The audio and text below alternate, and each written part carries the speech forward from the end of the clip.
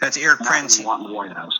Erik Prince is the founder of Blackwater, and he's a retired Navy SEAL. Erik, I don't want to dwell too much on this for now. Maybe we'll have you back after the election and get back on point on these topics. But I did want to ask you about all this happy talk we're hearing on Mosul right now. And I know this is front and center in people's minds at the moment, but it is still an important story, and I want to get your take on it.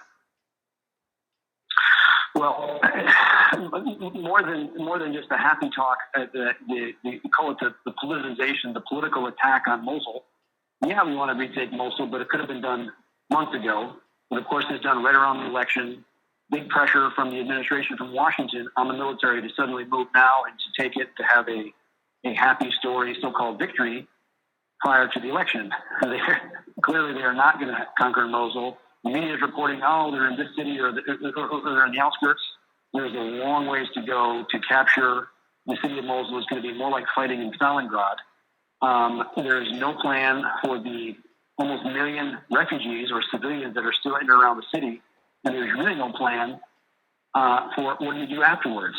And the most bipolar part of American foreign policy is that we have Iranians, okay? Iranian Revolutionary Guard, Quds Force officers in uniform leading elements of the Iraqi army called Popular Mobilization Units, which are all Shia militias, and they're basically identical to what Hezbollah is in Lebanon. Basically an all-Iranian Shia unit, in many cases death squads, which makes any Sunni say, I either have to side with ISIS or I'm going to be fighting against a Shia death squad who's coming to kill me. So at the same time, we have American Special Forces, American U.S. military personnel trying to guide the Iraqi army, operating side by side with Iranian Rev Guard people.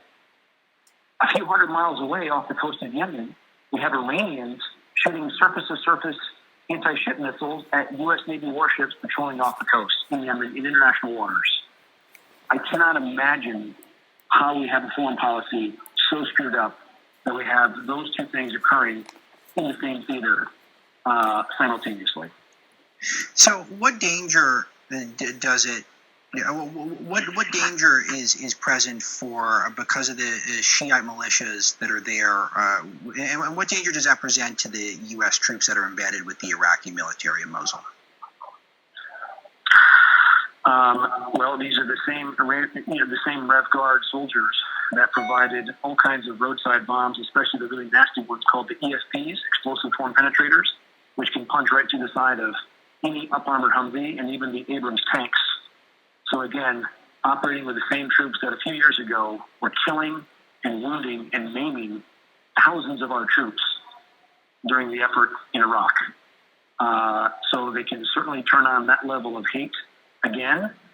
So the whole thing is really messed up. Now, if you really want to go geopolitical on it, there's an ancient treaty, an old treaty from the 1920s, I think 1925 Treaty of Lausanne, which basically lays out, and this is after the Ottoman Empire collapsed, that if any of the boundaries of the change, that automatically all the area that is northern Iraq, Kurdistan, including Mosul, becomes part of Turkey again. And in the last few weeks, Erdogan on Turkish public television is showing maps that reflect Turkey, including all of that territory.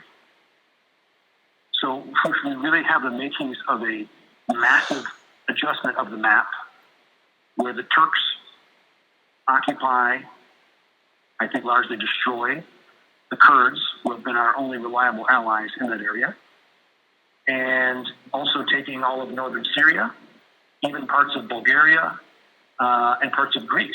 All of those territories reflect on the maps, being issued by the Turkish government on Turkish television to say, this is what the new Turkey looks like now.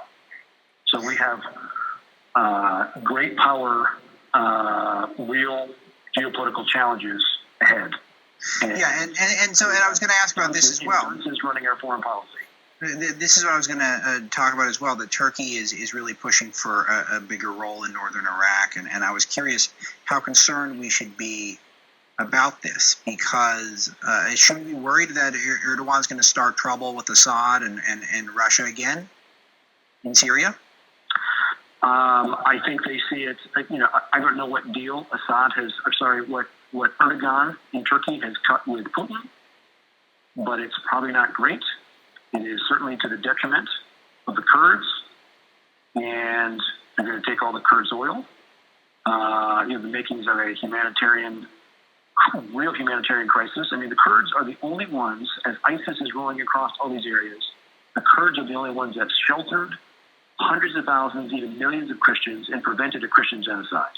Now, I, as a Catholic, take their life and their ability to practice their faith seriously, and I think that's something we should defend and not let the Turks trying to be the new Ottoman Empire to roll over and crush them to the point of genocide. We know that the Turks have it in them because they did it to the Armenians.